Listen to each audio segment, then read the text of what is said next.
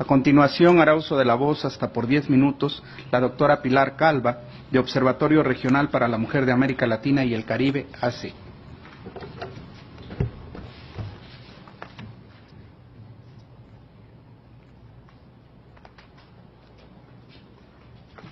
Agradezco la oportunidad de poder exponer ante este alto tribunal algunos puntos que como científico y médico genetista considero relevantes.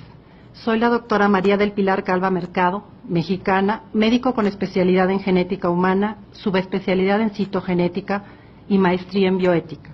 Miembro de 4 academias de bioética a nivel nacional e internacional. Primera pregunta. ¿El embrión es un puñado de células o un ser humano?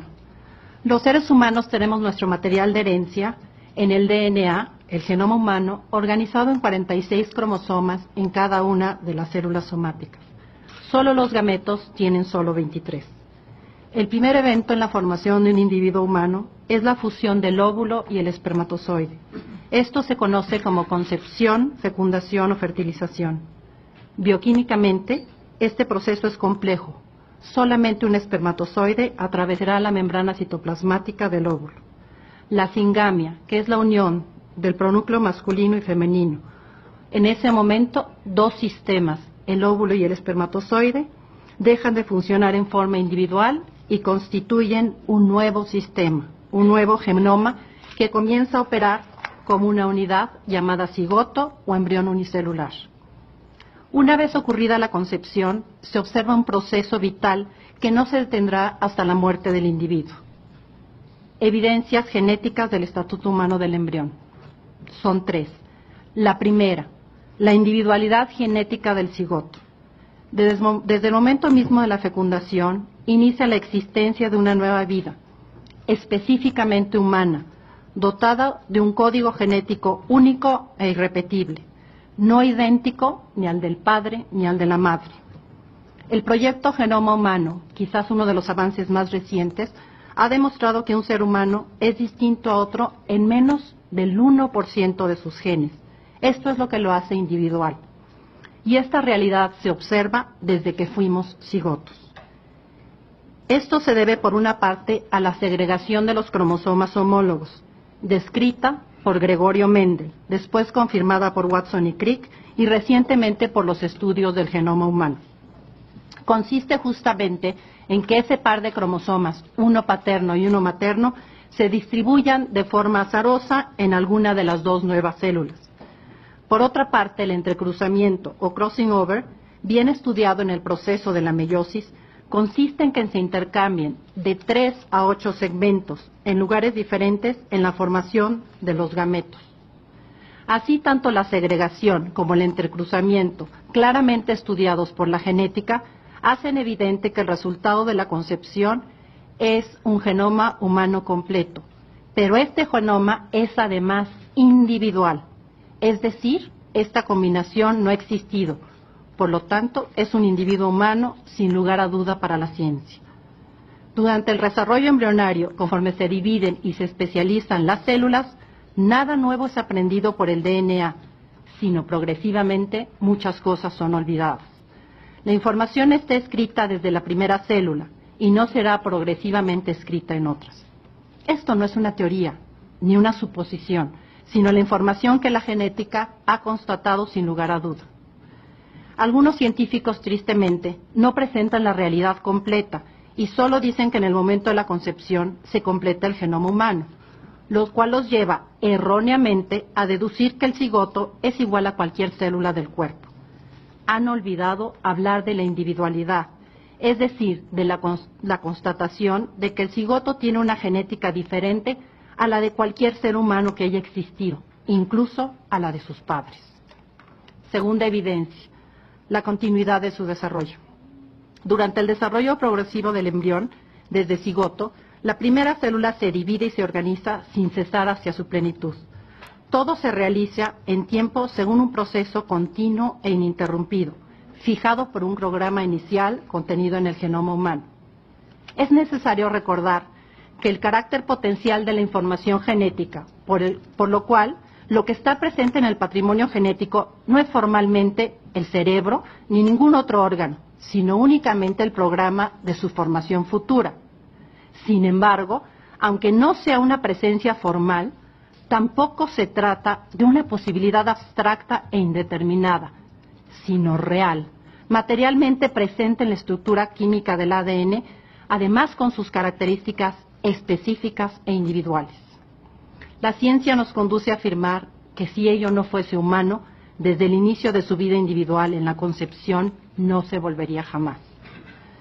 Para quienes quieren redefinir el inicio del embarazo, como es el caso de esta ley, a partir de la implantación, habría que solicitarles, con todo rigor científico, que determinaran a qué especie pertenece el organismo en sus primeros días, pues sin duda es un ser vivo para la biología.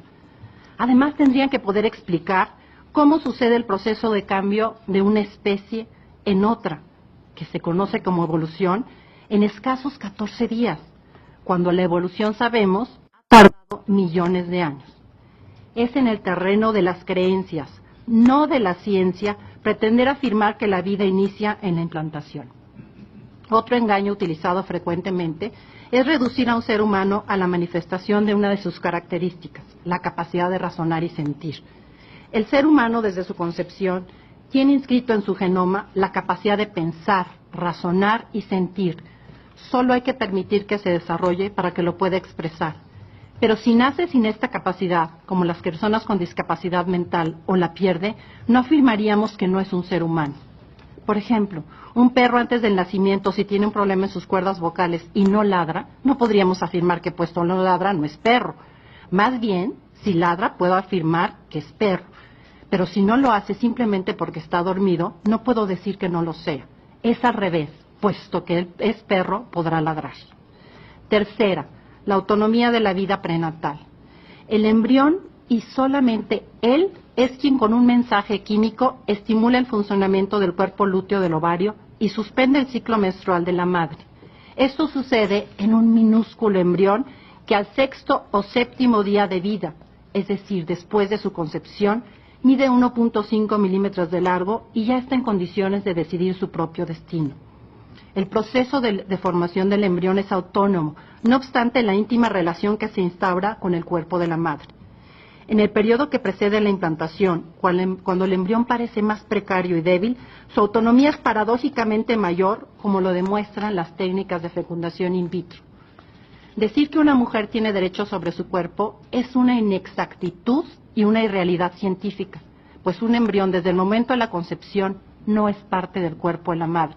Las células de la madre y del embrión son diferentes en su genética y en su inmunología. El principio de la duda.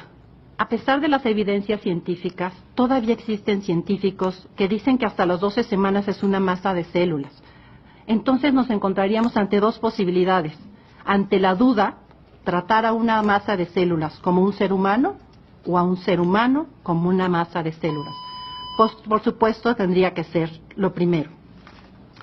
Otra cuestión que me preocupa es poner a su consideración la redefinición del embarazo, que ya se ha contemplado en diversas leyes, como ha sido mencionado.